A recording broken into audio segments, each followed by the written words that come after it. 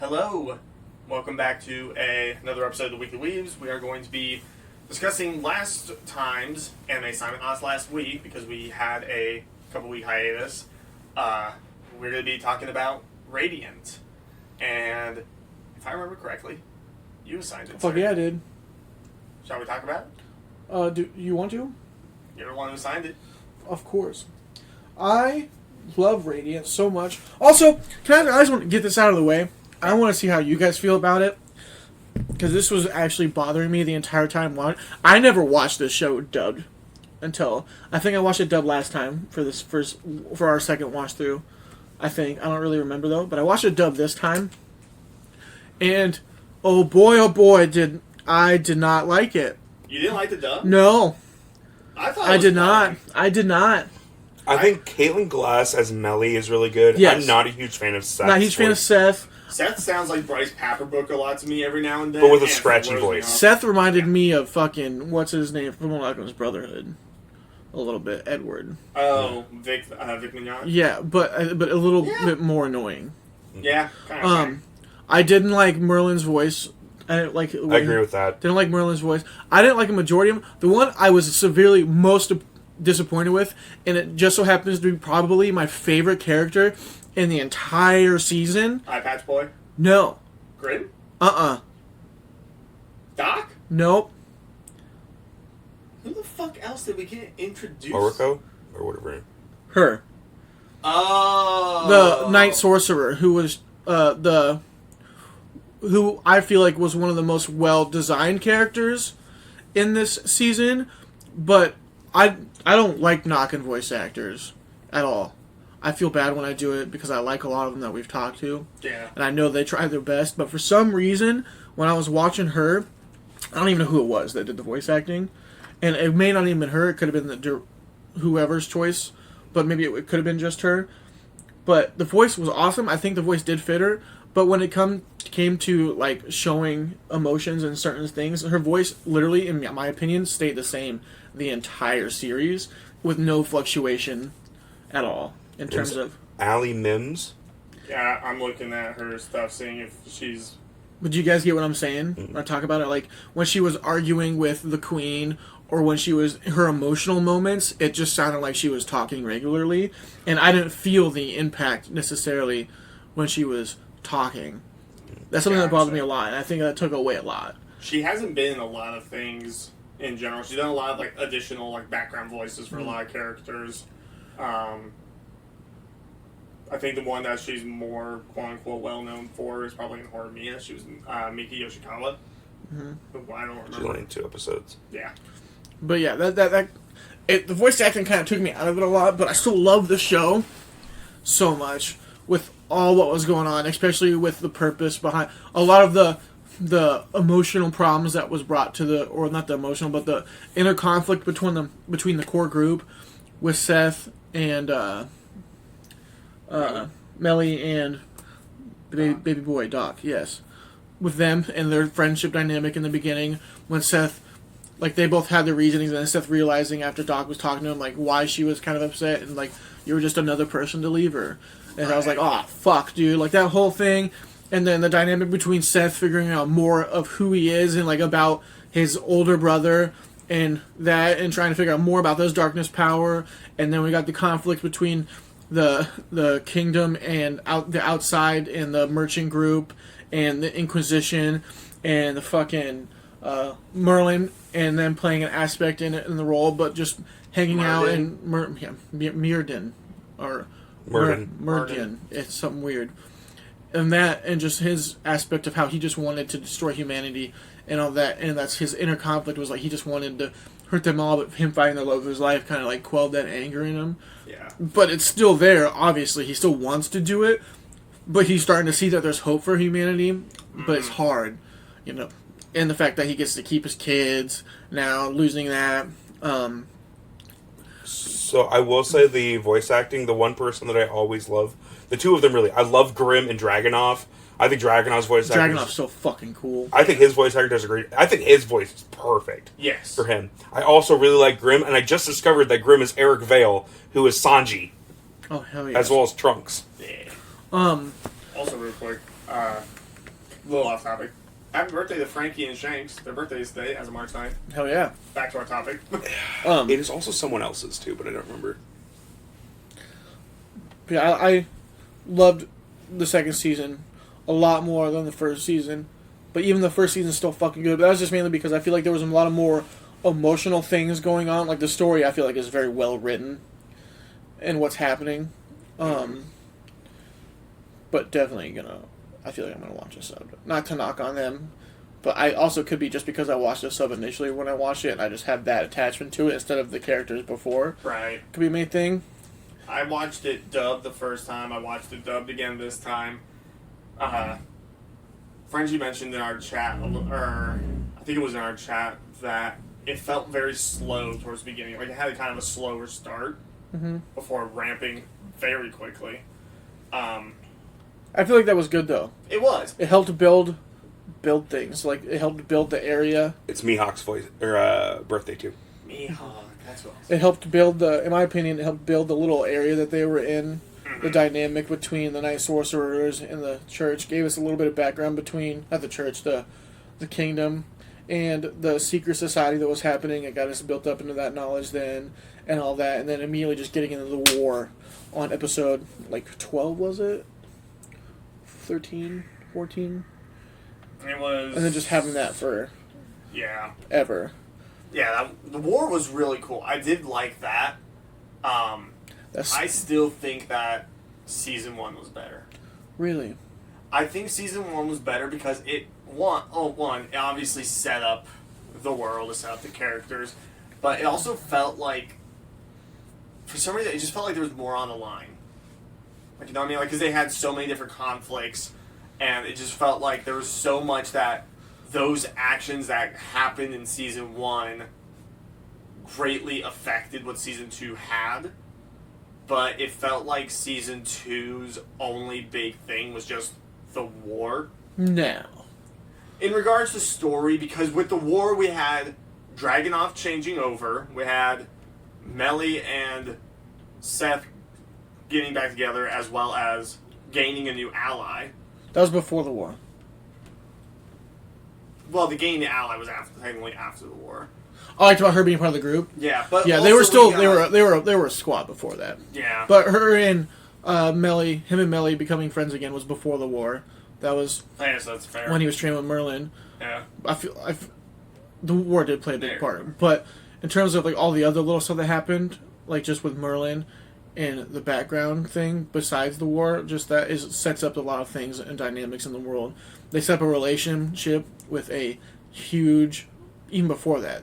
Well, I guess the war helped pivot it. The war was a big part. I'm not disregarding that. Yeah. Agreed. But in terms of not just the war, but now Seth has a purpose outside of the war.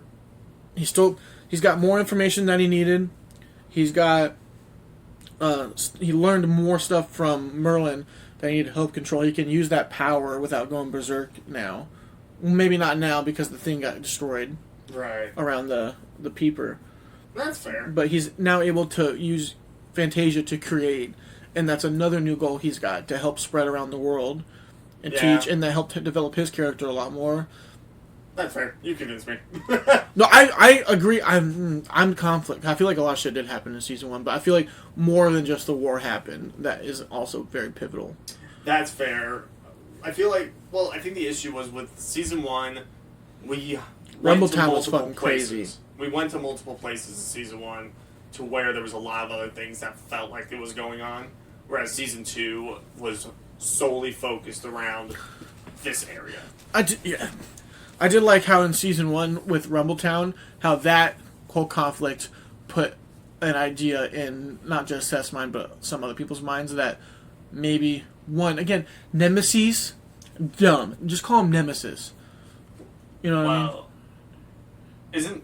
It's the plural, nemesis. I don't know. It just sounds dumb. Because there's single for nemesis, and if you have multiple, it would be nemesis. I hate it. I just hate it. Blame the English language. I don't know. I just think it sounds so dumb.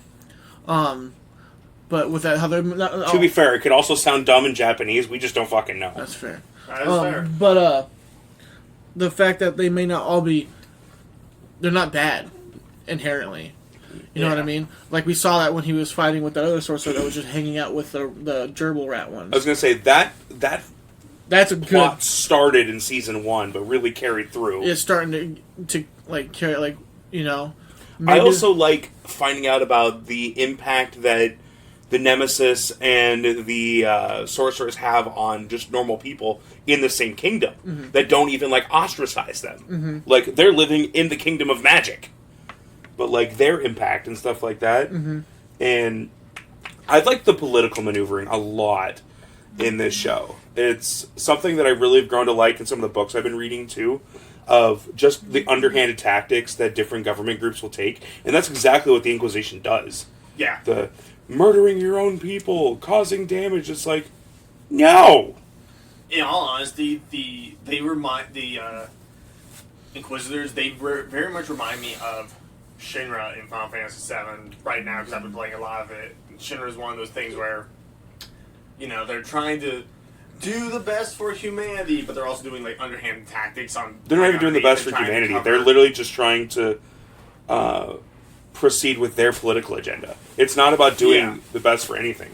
That's what they're saying they're doing, but it's not even like they think this is what we think is right. It's like, no, we don't give a fuck about you guys. We just want more power and territory. That's fair. There's not even like a trying to actually do what's right. And that's why Dragunov's so fucking cool. Dragunov's awesome. I love that man. The Lynx Eye. The Lynx Eye. I also love the Queen. I just fucking love how stupid she is. She got tats. Yeah. I'm the fucking queen, motherfucker. Also, this isn't even having to necessarily relate with this show, but it's just from the last time when we watched season 1, and then we mentioned season 2 with the one bearded Inquisitor. The old guy? By my beard. By my beard. That guy's fucking dope also. But he's also annoying as shit. Yeah. And there's just a quote from Zario that has just lived rent-free in my head. By his beard, I want to shit in it. It's a direct quote from Zario. I found that when I was listening to some of our old episodes last year, and it has just stayed in my head rent-free. It's just, by his beard, I want to shit in it. God. That's true. That's a quote. I love Zario. Zario, I miss you. I hope you're doing okay, even though we just talked last night. I love you. I love you. I do. He helped me beat my first Souls game, and now I gotta do it by myself. Have fun. Yeah, I feel like it'd be fine. I've got the skill now, for the most part. There you go. But damn. I will say, our ratings for season 1. I'll just read them out, and then when we go into them, we can figure out how different they were. So mine was a 70, yours was a 76, Wiki, yours was a 75, and then Zario was an 87. So I'm very interested. Like, My season 2 rating is much better. same. I thought. I mean, yeah, season 2. I get now that I think about it, it had its good moments. It had some really good moments. It was a slow burn. It started off kind of slow, like slow paced, and then once we got into, like, you know, meeting Merlin, actually going into the forest and stuff, I feel was when things started picking up a bit for the show. That forest was beautiful. That forest was awesome. What the fuck was I gonna say? I also really like I completely forgot when I started watching this what all was happening because it's been so long. Mm-hmm. I forgot why the sorcerers were hated by the Inquisition. I also forgot how people got curses and what people were sorcerers. You know what I mean? I was like, oh wait, now I remember. As I was watching it, because they explained it. They kept explaining it, which is something that bothers me a little bit too. Like, you don't need to keep reiterating stuff all the time. But it did help in our case. Oh yeah, and for me, yeah, for sure. One thing that I really enjoy with the Seth Melly relationship is that it didn't follow the trope of, oh, I abandoned you because I thought it was for your own good. Oh, really? That's so sweet. Can we be friends again? Instead, he had to earn his spot back Yes. in her life. And I really like that dynamic. Basically, like Usopp and Luffy. Yeah. in the crew. Where Yeah. Usopp had to earn it back. And Zoro also, was like, he can't just come back. He's got to apologize. and like even just like when he did apologize, she just didn't immediately accept it. She's like, okay, it's like you apologize, you still got to earn my respect back, basically. And I really like that. I also like it's not like a fucking love triangle or something stupid between him, Millie, and Okaho. It's really they're just all partners and respect each other and know they have to work together. Also, I know there were problems for you with the dub, but the fact that the fucking crystals were voiced by fucking Luffy and Zoro Crystals. when Doc's in memory the armor. stones? Yeah, when Doc's in the armor. Yep. One is Clean Beard and one is Chris Sabat. The That stones was are funny. fucking awesome. Yeah, but I just the fact that it's The Luffy armor. and Zoro is so fucking funny to me. Yeah. Especially since Clean Beard is using her as Urza Scarlet voice for it, and he's just, All Might talking like that. It's so perfect. It's like people that play some of the most badass characters in anime are voicing these fucking memory stones, and I love it. The fact that Doc got to keep the armor. I want another season, although I know it'll probably never happen. Let's just look that up real quick. I hope it does. I really hope there's another season. You know who else really does? Caitlin Glass. Yeah. Yes. This is her baby. Yeah, no, this is a good show. Part of me wants to read the manga, but I don't know. Oh, fuck, I just realized I'm still also very behind on Comey, and I'm pretty sure I'm also behind on Chainsaw Man. I'm very behind on Chainsaw Man. Oh, I'm only 2 chapters behind on Chainsaw Man. That was much farther. And then, did Comey not have a new release recently? I thought they did. Oh, I read all of Someone Comey. posted something on Reddit I can read.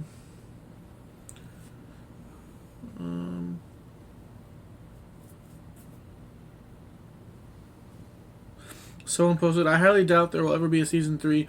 Season 2 is already over, 2 years old, and we still don't even have a full third arc to adapt to the manga. It will take another year or 2 to finish Born. And after 4 or 5 years, I doubt there will be enough interest to make a third season, but I don't know how popular the first 2 seasons were in Japan, so maybe I'm wrong. And then someone said COVID caused the manga not to run for almost an entire year, which probably made a ton of other aspects of the series to get slowed down. It's not that it's been taking a long time, that there have just been massive delays. Which, fuck COVID. First, I'm like, they just keep fucking us. Even after... I really do hope we get a third season, because I probably want to read the manga, because I've just got my love for Radiant re-established. Yeah. And I love the world a lot, and I want to see Seth find Radiant. Yeah, part of me wants to read it, but part of me's not sure yet. Go for it, dude. Yeah.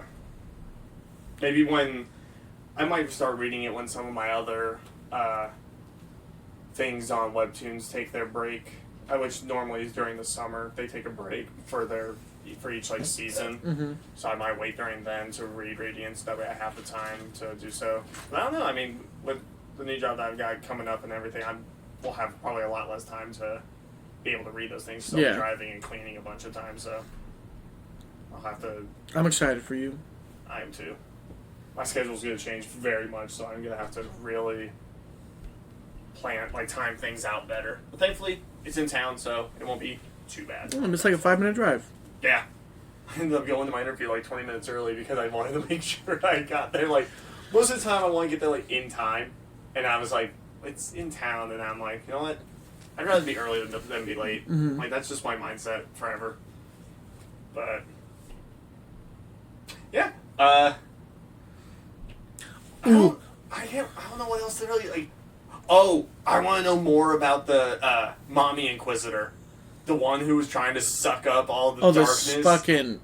That's not a sadist. What is it? Masochist? Masochist. Yeah, I want to know more about her, because, if there was going to be a season 3, I feel like she would very much play a part of it, like a heavy part. I want to know more about the Inquisitors in general. Yeah, like the Child Inquisitor with the bell. Dude, that guy's power is fucking cool as shit. It is. And terrifying. It's Medusa. Yeah. I also want to know more about where their powers come from. I think they've hinted at it because they're not. It's not sorcery magic. They're miracles, right? Did we find out about that in season 1 and we just don't remember? I don't think so. Well, no, because Dragunov got one. He didn't have it before. When he became the Inquisitor, so he got something. Oh, that's true. You remember that? I don't remember how it happened. Hold on, he always had the teleporting arrows, didn't he? Dragunov got a power through them. I don't think he always did have the teleporting arrows. I'd have to rewatch season 1. It's been You so remember? long. But I'm pretty sure that they use miracles and not sorcery and Fantasia. They don't use Fantasia. Yeah. They use what are called miracles. Yeah. If I remember correctly. I have a feeling. I want to know more about that. Well, I was gonna say that maybe it is Fantasia and they're being hypocrites, but that can't be the case because of those machines. Yeah, that they exactly. use that are sucking the It's Fantasia. not Fantasia. It's something. It's a different power. Yeah. Completely. So that immediately. I want to know more about that. I want to know more about the dynamics of the Inquisitors, and because there's more than just those 1, 2, 3, 4. We've seen 5 of them, I think, right? The leader we saw. The Dragunov. The Dragunov. The girl with the knives. The girl with the knives. The masochist. Masochist. The son. Yep, and the old man. And the beard. Yeah. So 6. I'm gonna look up how many Inquisitors are in Radiant. How Yeah. many? Well, you might end up getting a different result now because the manga's still probably going. Inquisitors in Radiant.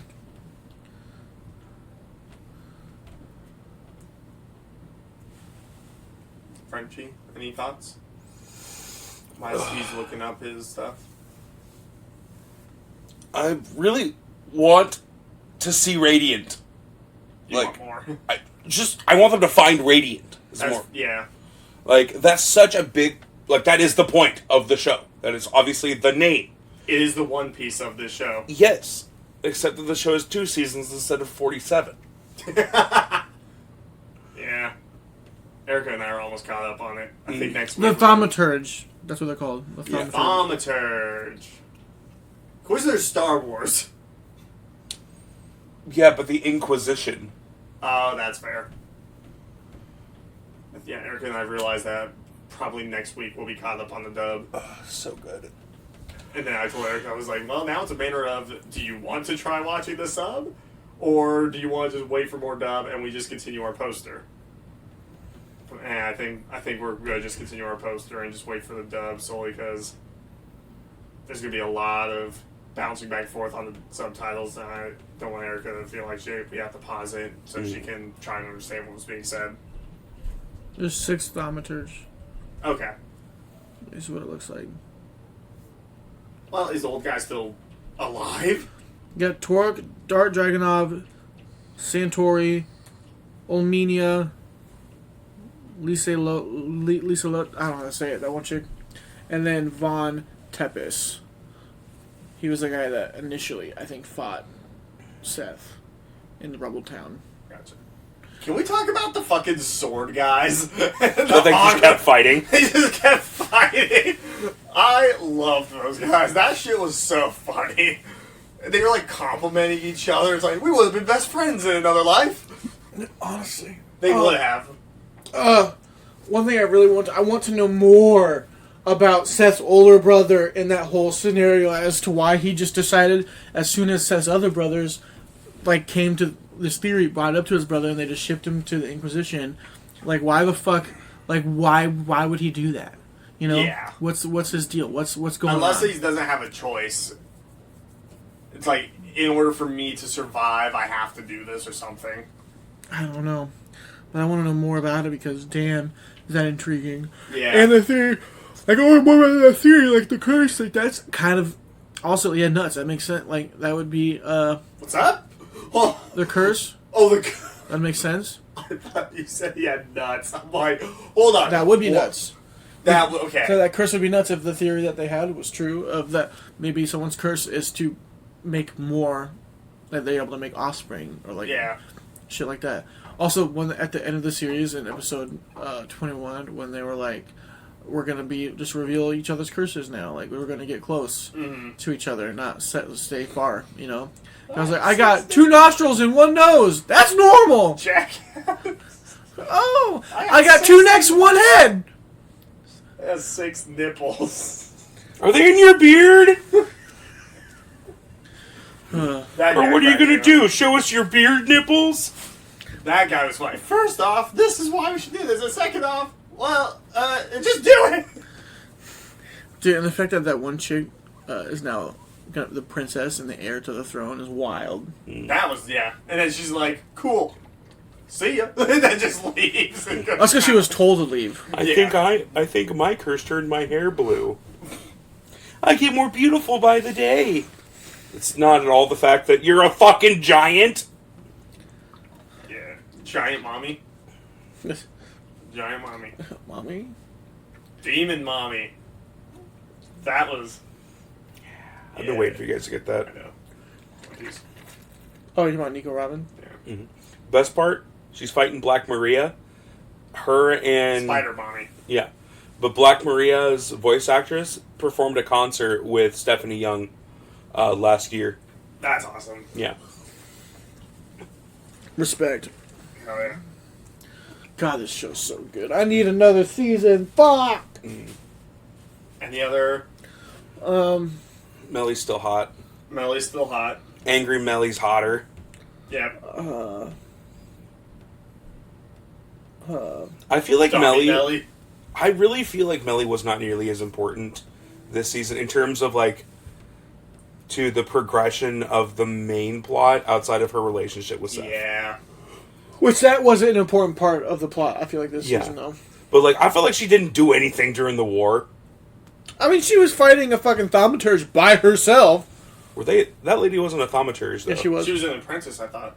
She's listed as a thaumaturge, Oh. if I remember correctly. I'll go back to the thing. Oh, you know? It just felt like that was such a side thing, though. Yeah. That's her, right? Yeah.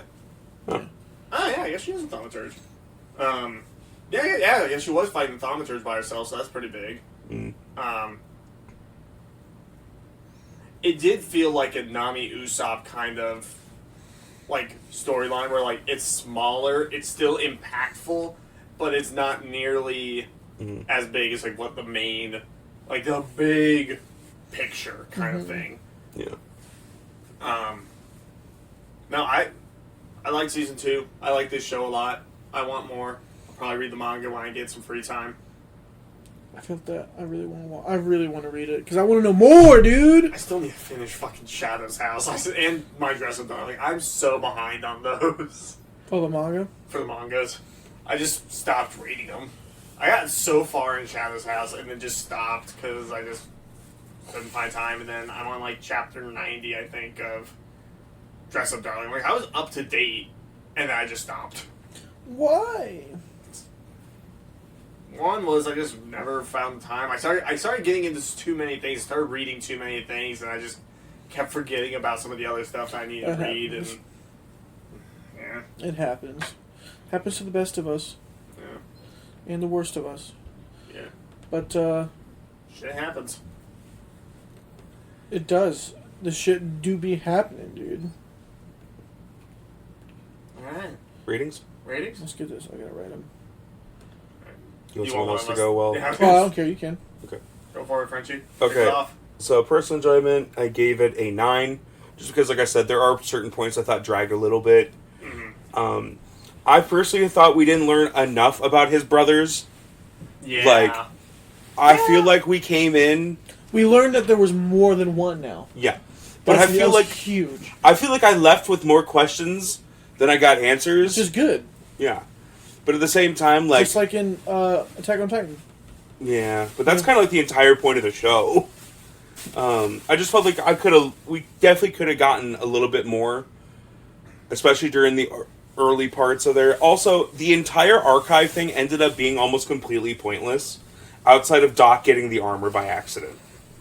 Because, like, he didn't Oh, learn yeah. shit from the archives Yeah. at all. It was just a motivation, but, like, there could have been, like, I don't know, put something in there to He- make that entire point. It would have been worth it, but the one area where they were gonna get information from Radiant, the page was torn out. Mm. So we know that someone is actively trying to hide something. Yeah. I guess that's fair. So we did learn something about it. I don't know. I but just there wish we was could have gotten, knowledge like, a kernel. Like, I felt like outside of, like, the spectral nemesis, I don't think we learned really much about anything about Radiant in Season 2. Yeah. And it might have been something that I missed. But yeah. Overall, I still gave it a fucking 9. I still love this Yeah. season. There were just, like, a couple kernels of information I wish would have been added. That's like, fair. A 20-second episode. That's all I needed was a 20-second episode. They could have spread that information out, like, a little bit. Just a little bit.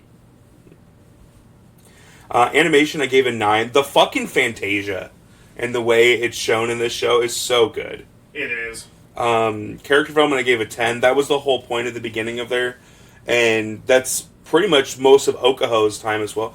I forgot that Dracun got stabbed, and it's made us to think that he died. And I got so fucking... I was more sad about that than I was about the babies this time around. Mm-hmm. Mostly because I know the babies survive. I Yeah. forgot if Dracun survived. I forgot the baby survived. Again.